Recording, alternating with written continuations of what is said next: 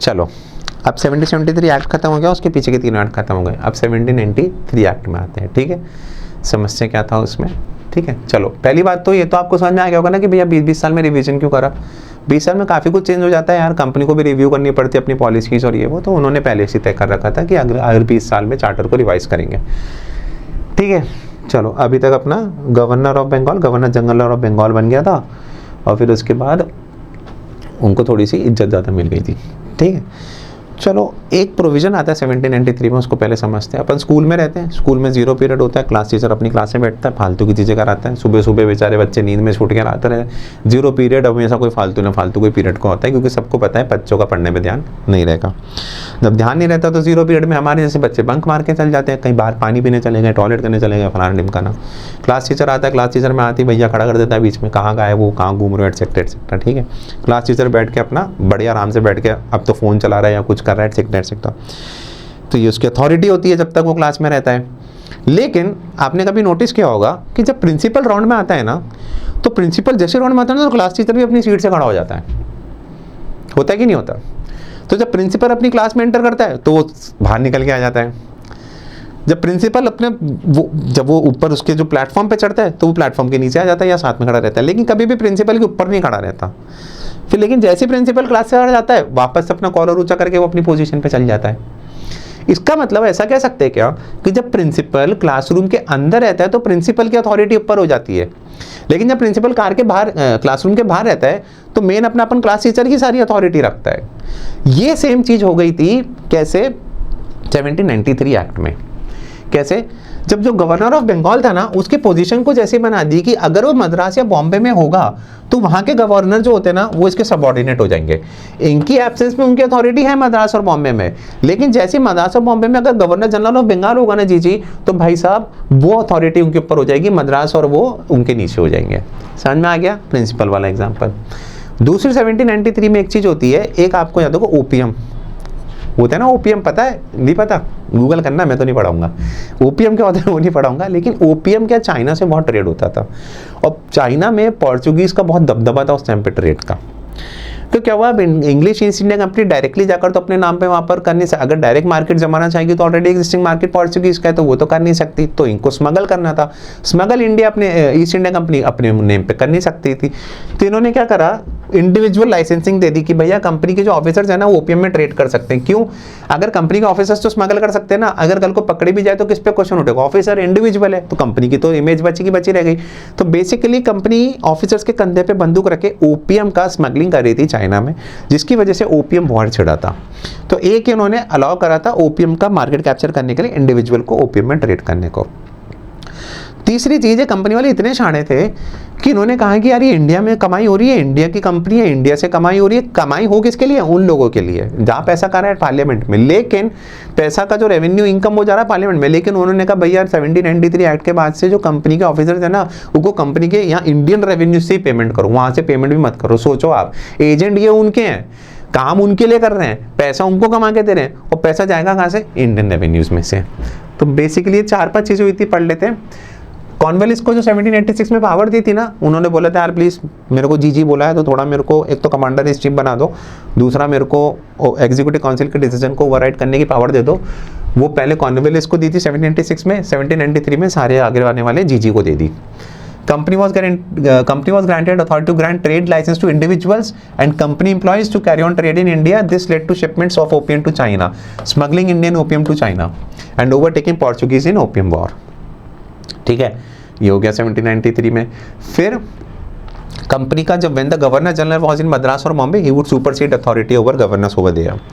ठीक है, Indian members of board of control to be paid out of Indian revenue, मतलब board of control वहां बैठे parliament में। याद है ना, मैंने बताया था किसने अपॉइंट करे थे? पार्लियामेंट ने। तो पार्लियामेंट ने अपॉइंट करे तो उनका सैलरी कौन देगा? इंडियन रेवेन्यू है उनके लिए। Extended trade monopoly for another 20 years. ठीक है, तो चार्टर एक्ट का 1793 का ये हो गया। ठीक है, चलो 1773 हो गया, 1793 हो गया। मैंने वैसे ना इसमें आप ध्यान से देखोगे तो मैंने आपको याद करने के लिए लिखा भी है कि याद कैसे करेंगे। तो 1773 को आप याद करने के लिए सिंपल से याद रखोगे 3C सेंट्रलाइजेशन की इनिशिएशन हुई, काउंसिल बना, कोर्ट आया। फिर ऐसे ही मैंने 1793 का भी लिखा है एक शॉर्ट M से होगा, M1 M2 M3 3M, money, more power, monopoly, monopoly continue हुई, मोर पावर मतलब more power to governor general of Bengal, and then M1 क्या था आपका, ये जो स्मगलिंग और इसका मोर इधर ट्रेड हो गई, ठीक है। चलो फिर और यहाँ पर इंडियन बोर्ड ऑफ कंट्रोल को यहाँ से पैसा आएगा, कहाँ से, इंडियन रेवेन्यूज़ में से। अब नेक्स्ट क्या होता है, अपन को पढ़ना है 1813 का एक्ट, ठीक है। अब देखो कोई भी चीज़ें हमेशा तो वैसे चलती नहीं है, ऐसा तो यानी कि कंपनी की मोनोपोली है, चलती रहेगी अनिश्चित काल तक, कभी ना कभी तो आकर ख़त्म होगी, चीज़ें चेंज होती हैं। 1813 में क्या होता है, कंपनी की मोनोपोली ख़त्म नहीं होती, ध्यान रखना, लेकिन ख़त्म होने की शुरुआत होती है, पार्शियल मोनोपोली एंड हो जाती है। हर कोई आपको ये पढ़ा के आगे निकल जाता है, लेकिन इसके पीछे का रीज़न नहीं समझाता। रीज़न समझोगे तो आपको खुद का दिमाग चलेगा, आप नॉर्मल कॉमन सेंस लगाओगे ना तो पॉलिटी में बहुत सारी चीज़ें आपको क्लियर होती जाएंगी, है ना। कैसे, क्या हुआ था, पार्शियल एंड ऑफ मोनोपोली हुई थी, ठीक है। सिर्फ क्या कंटिन्यू क्या करा था कंपनी को, EIC को मोनोपोली सिर्फ किसकी रह गई थी, दो चीज़ों से प्यार समझ लो, एक तो चाय से और एक चाइना से। याद रखो, चाय से प्यार, चाइना से प्यार, चाय और चाइना से प्यार।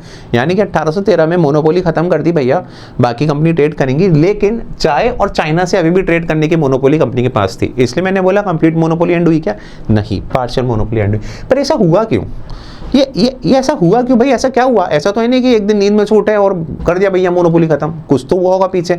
अगेन मैंने बोला हिस्टोरिकल इवेंट चल रहे साथ में। क्या हुआ, उस टाइम पे ना नेपोलियन बोनापार्ट ने कॉन्टिनेंटल सिस्टम निकाला, और इन्होंने क्या करा भैया, वॉर कर करके एक्विजिशन करते जा रहे, और क्या करा इन्होंने, का जो ब्रिटिश का जो यूरोपियन का जो मार्केट था ना उसको खत्म कर दिया। ब्रिटिशर्स के गुड्स को बैन कर दिया यूरोपियन मार्केट पे कॉन्टिनेंटल सिस्टम के थ्रू। ब्रिटिशर्स का बहुत बड़ा मार्केट था यूरोप में, जब पूरा वहाँ पर एक्विजिशन चलते जा रहा उनका, वो टेरिटरी एक्वायर करते जा रहे, उन्होंने ब्रिटिश के गुड्स बैन कर दिए। जब ब्रिटिश के गुड्स बैन कर दिए तो मैंने आपको बोला ये तो जीते पैसों पे, क्या पैसा करते हैं तो पैसे पे क्यों मरते हैं भैया। इनका जैसे हुआ तो ब्रिटिशर्स के जो बिजनेसमैन थे, उधर की कंपनी थी, वो चली गई पार्लियामेंट में कि यार वहाँ तो गुड्स बैन हो गए, हमारा तो मार्केट ही खत्म हो गया, मार्केट कहाँ से लेकर है, और मार्केट कहाँ से एग्जिस्ट करता है, ला ही नहीं सकते। तो वहाँ पर इन्होंने दबाव प्रेशर बनाया जब पार्लियामेंट के ऊपर, तो पार्लियामेंट को मजबूरन होते हुए यहाँ की मोनोपोली खत्म करनी पड़ी। क्यों, क्योंकि और भी तो मार्केट एक्सप्लोर करना, तो और मार्केट कहाँ से लाएंगे, वो नेपोलियन बोनापार्ट तो भैया वो तो मार्केट ही नहीं दे रहा। तो इंडियन मार्केट को बाकी के मर्चेंट्स के लिए ओपन करना जरूरी था, वरना ब्रिटिशर्स में क्योज हो जाते हैं, और वहाँ पर जाकर फिर होता है ना कि वो सिविल अनरेस्ट हो जाता है कि भाई हम करें तो क्या करें, आपने एक कंपनी को तो पूरे एक ईस्ट में जाकर ट्रेड करने की मोनोपोली दे रखी है, हमारा मार्केट ऐसे चल गया तो हम करेंगे क्या। तो इस वजह से इनको ओपन करना पड़ा ट्रेड को, और इसी वजह से पार्शियल एंड ऑफ मोनोपोली आता है 1813 में। इसको कहते हैं दिस इज बिजनेस, ठीक है। ये आप इसके पीछे की बैकग्राउंड स्टोरी समझ गए। इसके साथ 1813 में और क्या हुआ था, एक और चीज़ हुई थी कि जब इन्होंने पिट्स इंडिया एक्ट आया था ना ब्रिटिश पोजीशन वाला, तो first time British position use किया था, उस पोजीशन को थोड़ा और क्लैरिटी दे दी, और बेसिकली क्लैरिटी से इन्होंने धीरे धीरे ना अपना पैर जमाते गए। कैसे, एक क्लॉज डाला जहाँ पे British sovereignty on company territories in India दिखा। यानी कि पहले इन्होंने, उससे पता तो पड़ गया था कि ब्रिटिश ईस्ट इंडिया कंपनी का पावर कम हो गई और क्राउन की पावर ज़्यादा हो गई, लेकिन यहाँ पर इन्होंने और क्लियर कर दिया, उसको एक कॉन्स्टिट्यूशनल पोजिशन दे दी कि भैया जो ब्रिटिश सॉवरेनिटी यानी कि ब्रिटिश पार्लियामेंट जो कंपनी टेरिटरीज है उसके ऊपर सॉवरेन राइट किसका है, ब्रिटिश का, पार्लियामेंट का, ठीक है। एक और चीज इन्होंने करी थी 1813 में, वो एक इन्होंने गलती करी थी, वो गलती का भुगतान इनको 1857 की क्रांति में झेलने को मिला। वो ये करा, इन्होंने बाकी जैसे चल रहा था ना उस टाइम पे रिलीजन का बहुत दौर चल रहा था, तो रिलीजन में इन्होंने दो चीज़ें करने की कोशिश करी। एक, क्रिश्चियनिटी प्रमोट करने के लिए क्रिश्चियन मिशनरीज इंडिया में भेजा, दूसरा इन्होंने वेस्टर्न एजुकेशन को प्रमोट करने का ट्राई करा। कुछ चीज़ इंडिया के बेनिफिट के लिए भी थी, एक्चुअल थी, लेकिन क्या होता है जब सारी चीज़ें बुरी बुरी हो रही है ना तो सब बुरा दिखता है। दूसरी बात, इन्होंने अंडर एस्टिमेट कर लिया इंडियंस को। भाई जब धर्म पे बात आती है ना तो यहाँ पर कोई नहीं सुनता होता, बाकी चीज़ें इन्होंने एक्सप्लॉइट कर दिया, उन पे इतना जुर्म करा, सब कुछ करा, लेकिन जब इन्होंने धर्म पे क्वेश्चन उठाना चालू करा ना, वो क्वेश्चन है, वो गलती क्यों हुई मैं आपको आगे बताऊंगा। बस ऐसे ही बता रहा हूँ कि भैया 1813 में इन्होंने क्रिश्चियनिटी और वेस्टर्न एजुकेशन का प्रमोशन का बातें करी। क्या करा 1813 में, वापस देख लो, mark the partial end of monopoly not complete end trade in licensing system चालू कर दिया ब्रिटिश मर्चेंट्स के लिए, और ची और चाइना को EIC के पास छोड़ दिया। सोवरेनिटी ऑफ ब्रिटिश क्राउन दे दिया कंपनी टेरिटरी के ऊपर। क्रिश्चियन मिशनरीज की एंट्री चालू कर दी। ट्रेड मोनोपोली को वापस से 20 साल के एक्सटेंड कर दिया। वेस्टर्न एजुकेशन कर दिया। एक लोकल गवर्नमेंट को टैक्सेस इंपोज करने का राइट दे दिया। ठीक है, अब 1813 में ये चीज़ें आकर खत्म हो गया, अपन 1813 में पहुंच चुके हैं। अब नेक्स्ट दो एक्ट कौन से आते हैं, 1833 और 1853। ठीक है, चलो 1813 अपन ने पढ़ लिया। अब उसके बाद चालू होता है अपना 1833 की बात है, ठीक है। अब 1813 में जब पार्शियल एंड ऑफ मोनोपोली आया ना, तो आपके दिमाग में ये चीज़ आ जानी चाहिए कि सर अब कंपनी का दबदबा काफ़ी कम हो चुका है। भाई पॉलिटिकल फंक्शन उससे वैसे ही छीन लिए थे, मोनोपोली उनसे जा चुकी है, तो कहीं ना कहीं कंपनी का एंड मार्क होना चालू हो चुका है, वो जो कि बात सही भी है, ठीक है। अब जो आपको याद होना चाहिए कि 1773 में मैंने आपको बोला था कि सेंट्रलाइजेशन की इनिशिएशन मतलब शुरुआत हुई थी। पूरा सेंट्रलाइजेशन हुआ था क्या? नहीं, पूरा सेंट्रलाइजेशन नहीं हुआ था। कैसे? थोड़ा सा इनिशिएट किया था कि गवर्नर ऑफ बंगाल को गवर्नर जनरल ऑफ बंगाल बना दिया, और दोनों गवर्नर को थोड़ा सा सबऑर्डिनेट कर दिया। फिर आगे वाले एक्ट में बोला कि उनको गवर्नर जनरल ऑफ बंगाल जब अगर मद्रास और वो आपका बॉम्बे में रहेंगे तो सुपरसीड करेंगे, लेकिन बाकी के टाइम पे उनकी अथॉरिटी रहेगी। तो पार्शियल सेंट्रलाइजेशन धीरे धीरे चल रहा था। 1833 में पार्शियल सेंट्रलाइजेशन खत्म हो गया, पूरा का पूरा सेंट्रलाइजेशन हो गया। यानी कि वो जो फेक जीजा जी थे ना, आपने डबल जीजी लगाया था ना जिनको, गवर्नर जनरल ऑफ बंगाल को, ठीक है, वैसे ही गवर्नर जनरल ऑफ बंगाल को जब सेंट्रलाइजेशन कंप्लीट किया 1833 में, तो वो बन गए है गवर्नर जनरल ऑफ इंडिया। अब आप समझो, उसे गवर्नर जनरल ऑफ बंगाल नहीं रहे, इंडिया बन गए। कौन बने? Lord William Bentinck. Legislative power का भी सेंट्रलाइजेशन, यानी कि जब ये गवर्नर जनरल ऑफ इंडिया बने ना, तो मद्रास और बॉम्बे कि जो लेजिस्लेटिव पावर्स थी ना, वो भी उनसे छीन के इधर दे दी गई। तो this is known as complete centralization. जो 1773 में चालू हुआ था ना, वो खत्म कब हुआ? 1833 में जाके। तो ये क्वेश्चन हम नॉर्मली आता है कि भाई सेंट्रलाइजेशन खत्म कब हुआ था? 1833 में पूरा का पूरा कंप्लीट हो गया, ठीक है। इसके साथ 1833 में एक और चीज़ होती है, ब्रिटिश एक अपना कमीशन भेजता है लॉर्ड मैक्यूले के नेम से, जो कि कोडिफाई करने के लिए होता है लॉज को। आज की तारीख में भी अपने पास हर 3 या 4 साल में लॉ कमीशन बनती है, और जो कि अपने लॉज को देखती है, रिपील करती है, नए लॉज को देकर आती है, उनको सही करती है। ये सारी चीज़ें लॉ कमीशन रिपोर्ट, मतलब ये नहीं करती, बेसिकली रिपोर्ट देते हैं, करता तो लेजिस्लेचर ही अपना सब कुछ, ठीक है। तो ऐसी जो फर्स्ट लॉ कमीशन थी, Thomas law Macaulay IC, Indian penal code जो फॉर्म हुआ था, वो भी इसी कमीशन का रिजल्ट था, ठीक है। चलो, एक और चीज़ जो तुमको याद रखनी है इसमें 1833 में, कि तुम्हारे जो माई बाप है ना, कौन? यूपीएससी वाले। यूपीएससी अब उस टाइम पे तो नहीं बना था, लेकिन उस टाइम पे एक बात चली थी 1833 में कि भैया ये सिविल सर्विसेज है ना, इसको थोड़ा सा ओपन कर दो। अभी तक क्या था? कंपनी रूल था, कंपनी रूल चल रहा है भाई, अभी भी कंपनी का दबदबा तो है ही सही ना, कंपनी ही है मेन, अभी कोई गवर्नमेंट तो आकर यहाँ पे रूल कर नहीं रही है। तो क्या था, जो ऑफिसर्स थे वो सारे फेवरेटिज्म में चल रहे थे, ऐसे कुछ इलेक्शन प्रोसेस था नहीं कि भाई मेरिट के बेस पे हो। तो एक बात चली थी कि भाई एक पब्लिक सर्विस कमीशन होना चाहिए थोड़ा सा, मतलब बेसिकली अपने को ऐसा करना है कि जो कंपनी में ऑफिसर्स रहेंगे ना, वो मेरिट के बेस पे सेलेक्ट रहे। तो आप ये समझ लो कि भैया कि जब क्या होगा, सिस्टम समझो, एक सिस्टम क्या होता है, जब पार्लियामेंट लॉ बनाता है ना, तो पार्लियामेंट तो वहाँ बैठ के लॉ बना दिया दिल्ली में, ठीक है। लेकिन अगर ग्रास रूट लेवल पार्लियामेंट में कौन है? पीएम हो गया, पीएम के बाद स्टेट के ऊपर सीएम हो गया, फिर नीचे डिस्ट्रिक्ट में कौन होता है? डीएम। अगर डीएम ढंग से काम नहीं करेगा ना, तो फिर पीएम ने जो लॉ बनाया होगा ना उधर पार्लियामेंट ने, तो वो लॉ कभी भी ढंग से काम नहीं करेगा। एग्जीक्यूशन प्रॉपर नहीं होगा तो इम्प्लीमेंटेशन प्रॉपर नहीं होगा, तो लॉ कितना भी आपने सुनहरा क्यों ना बना रखा हो, वो काम नहीं करेगा। ये बात को ध्यान में रखते हुए इसलिए जो पब्लिक ये सर्विसेज थी ना, ये कमीशन को मेरिट बेस पे लाने की बात चली गई कि भाई उधर से तो वो लॉ बनाते रहे, बोर्ड ऑफ कंट्रोल बैठा दिया, 50 चीज़ें बैठा दी, लेकिन ग्राउंड लेवल पे ऑफिसर्स ही अगर करप्ट है और वो काम नहीं करे ढंग से, तो फिर वापस से अपनी प्रॉब्लम में फंसेंगे। तो वो उसको कंट्रोल करने के लिए इन्होंने एक ऐसी बात चालू करी, ठीक है। कंप्लीट सेंट्रलाइजेशन में start in 1773। Legislative powers of Bombay और मद्रास की लेगी अपना 1833 में। Governor general of Bengal became governor general of India. First Indian law commission, Macaulay commission to codify Indian laws. Slavery end करने का अटेम्प्ट किया था 1843 में, जाकर इसका एक्ट आया था। है सही ये स्लेवरी एंड करना, लेकिन मैंने बोला ना कि जब चीज़ें गलत हो रही हो ना, तो फिर वो ये भी गलत दिखेगा। ये वन ऑफ द रीज़न बन गया था आगे 1857 की क्रांति का, क्योंकि इसको भी सपोर्ट करे थे कोई कोई लोग। EIC कमर्शियल एक्टिविटीज बिल्कुल एंड हो गई। Company still possess Indian territories but they were held in the trust for his majesty. यानी कंपनी को ऑलमोस्ट आप समझ रहे हो कि अब ये ग्रेव में धीरे धीरे घुसना चालू हो चुकी है। एक याद रखना है, ऐसे नॉर्मली एक बार भूले भटके क्वेश्चन आ गया था भैया, इसको सेंट हेलेना एक्ट भी कहते हैं। Island of Saint Helena transfer from EIC to crown हुआ था, इस वजह से इसको सेंट हेलेना एक्ट भी कहते हैं। कंप्लीट एंड ऑफ मोनोपोली हुई थी। एक ओपन कंपटीशन का अटेम्प्ट किया था सिविल सर्विसेज का, मेरिट बेस का, ठीक है। यहाँ पर अपना 1833 खत्म होता है। अपन अब एकदम नियर कंप्लीशन जाने वाले हैं। कंपनी का आपको दिख गया होगा कि कंपनी का ना ऑलमोस्ट अब खत्म हो चुका है, अभी डेथ बेड पे आ चुकी है, बस इसका मरना बाकी है। और जैसी कंपनी मरेगी तो उधर से जिंदा कौन होएगा? Crown rule. अभी कंपनी रूल चल रहा है, ठीक है। जैसे 1773 था ना अपना, यहाँ से 1857 तक अपना या 1858 तक अपना क्राउन रूल था, और यहाँ से कंपनी रूल था, और यहाँ से 1947 तक चलता है अपना क्राउन रूल। ये पूरा अपना टाइमलाइन रहती है, ठीक है। चलो इसी के साथ साथ मैं तुमको, अब क्या वो टाइम आ चुका है, क्योंकि मैं बोल रहा हूँ ना कि कंपनी रूल खत्म होकर क्राउन रूल चालू होने वाला है, तो वो टाइम आ चुका है कि अपन अब थोड़ा सा हिस्ट्री से पॉलिटी के टूवर्ड्स मूव करें।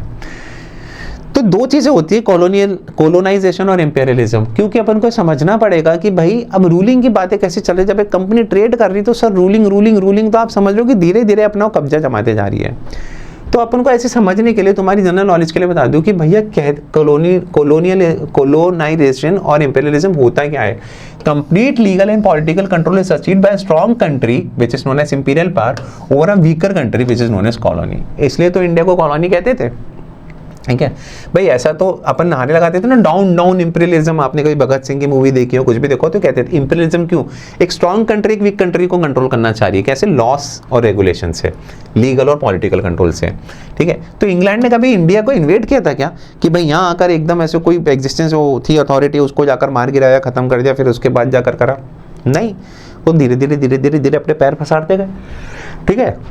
लीगल एंड पॉलिटिकल कंट्रोल पे लॉज रूल्स एंड पॉलिसीज इसको एक्सप्लॉइट करा, ठीक है। ये अभी इसलिए पढ़ाया मैंने क्योंकि 1833 से 1853 में, अब मतलब भाई अब क्या हुआ था कि 1833 में ना वो सारी बातें नहीं हो रही थी कि मोनोपोली तो खत्म ही हो रही है, ठीक है। मोनोपोली खत्म हो रही है तो भाई धीरे धीरे कंपनी भी खत्म हो रही है। ऐसा भी नहीं कि अब ये 100 साल तक चलती रहेगी, ठीक है। चलो अब क्या होता है, 1800 इसमें आके गवर्नर जनरल की एग्जीक्यूटिव काउंसिल को लेजिस्लेटिव डिसीजन भी लेती थी ना 1800 अपना जब 53 का एक्ट आना था ना, तो इसको थोड़ा सा अलग करा गया। भाई एक ही काउंसिल है जो कि लेजिस्लेटिव डिसीजन भी ले रही है और एग्जीक्यूटिव भी ले रही है, तो एक है ना एक लॉ मेकिंग बॉडी अलग से बना दी जिसको मिनी पार्लियामेंट जैसा कहते हैं। फिर वो सिविल सर्विसेज की जो बातें चल रही थी ना 1833 में, उसको ओपन कर दिया, उसको अब थोड़ा सा एक पब्लिक सर्विस कमीशन जैसा बनाकर ओपन कर दिया। फिर 1853 का ऐसा हुआ कि भैया ये लास्ट चार्टर एक्ट बन गया, क्योंकि इसके बाद 1857 की क्रांति आई थी। उसके बाद अब दूसरे टाइप के एक्ट्स आएंगे जो कि अपन को कंपनी में आगे पढ़ेंगे, ठीक है। 1853 में क्या हुआ, बहुत ऐसे ज़्यादा सा पढ़ने का नहीं है। इसमें क्या हुआ था कि 20 साल एक्सटेंशन, जैसे हर साल हर चार्टर एक्ट में अगले 20 साल के लिए मोनोपोली कंटिन्यू के लिए एक्सटेंशन देता था ना, इसमें कोई 20 साल की बात नहीं करी। यानी कि ऐसा हो सकता है कि कल भी कंपनियों को खत्म कर सकती क्राउन, और चाहे तो 100 साल चला सकती। भाई चार्टर तो क्राउन नहीं दिया था ना, ऐसा तो है नहीं कंपनी मालकिन बन गई थी सब चीज़ों की, ठीक है। तो कोई प्रोविजन ऐसा 20 साल एक्सटेंशन वाला 1853 वाले में नहीं था। यानी कि ये बात सबके जहन में आ चुकी थी कि कंपनी कभी ना कभी भी खत्म हो सकती है, ठीक है। एक है Haileybury patronage system for selection of civil services was abolished. ये हेली पैट्रोनेज सिस्टम आपको नाम से पता पड़ोगे, फेवरेटिज्म पे काम करता था, मेरिट बेस पे नहीं था।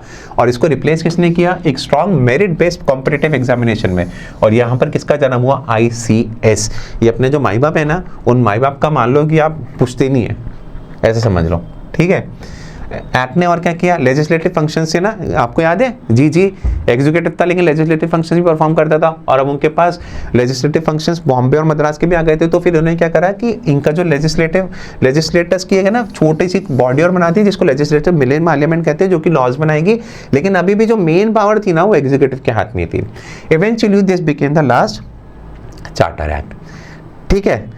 तो बेसिकली अपन ने अभी तक क्या पढ़ा, अपन ने पूरा का पूरा ये पढ़ा है कि कंपनी का जन्म कहाँ से हुआ, वो कंपनी आई क्यों, कहाँ से, देन उसके बाद क्यों आई थी, कैसे हुआ था, पोर्चुगीज ने पहले ढूंढा, उसकी 1.5 साल में बाकी के लोग आए, कंपनी को चार्टर मिला, क्या एक नियरली कंपनी थी, क्या नहीं एक नियरली कंपनी नहीं थी। देन उसके बाद धीरे धीरे से ये हुआ कि भैया वो अपना 3 चीज़ें हुई, कौन सी, नादिर शाह इन्वेजन, प्लासी, बक्सर में क्या हुआ, मेन इंपॉर्टेंट लेजिटिमेसी आई और आपका दीवानी राइट्स आए। लेकिन उसके बाद करप्शन की वजह से कंपनी का डाउन चला गया। उसको कंट्रोल करने के लिए इन्होंने रेगुलेटिंग एक्ट से बेल आउट ऑफर के अगेंस्ट में, रेगुलेटिंग एक्ट से धीरे धीरे हर रेगुलेटिंग एक्ट में क्या क्या था अपन ने मेन पॉइंट पढ़ लिए। 1773 में सेंट्रलाइजेशन स्टार्ट हुआ, 1833 में सेंट्रलाइजेशन खत्म हुआ, 1773 और 1793 के बीच में 3 एक्ट और थे जो कि रेगुलेटिंग एक्ट नहीं थे, 1781, 1784, 1786, Pitt's India act 1784, British possession 1784। फिर उसके बाद 1813 का एक्ट आया, 1833 का एक्ट आया, फाइनली जाकर 1853 का एक्ट आया। यहाँ तक आते आते कंपनी की पोजीशन ऑलमोस्ट खत्म हो गई थी, मोनोपोली उसकी ऑलमोस्ट खत्म हो गई थी, कंप्लीट एंड ऑफ मोनोपोली हो गई थी। और उसके बाद कंपनी अब सिर्फ एक नाम की कंपनी रह गई थी, बाकी सारा ब्रिटिश पोजेशंस टेरिटरी सारी कब क्राउन के हाथ में थी। जैसे कि पहले 3 इवेंट नादिर शाह इन्वेजन, प्लासी और बक्सर हुआ था, तो ये चीज़ें रूल आउट हुई थी, तो अगले लगभग 100 साल के लिए 1773 से 1857 तक यहाँ पर चला। ऐसे ही 1857 में कुछ ऐसा होगा, यानी कि हुआ है 1857 क्रांति, जिसके बाद ये रेगुलेटिंग एक्ट खत्म हो जाएगा, जिसके बाद कंपनी रूल खत्म होगा और क्राउन रूल चालू होगा। इसलिए मैं बोल रहा हूँ कि हिस्ट्री पढ़ना इंपॉर्टेंट है। हिस्ट्री का इवेंट नहीं तो शेप किया, वही हिस्ट्री का इवेंट ही तो था नादिर शाह का इन्वेजन, प्लासी और बक्सर, जिस वजह से ये सारी चीज़ें हुई। वापस हिस्ट्री का इवेंट आएगा ना अपना क्या नाम से क्रांति, तो फिर जाकर बाकी की चीज़ें चेंज होगी।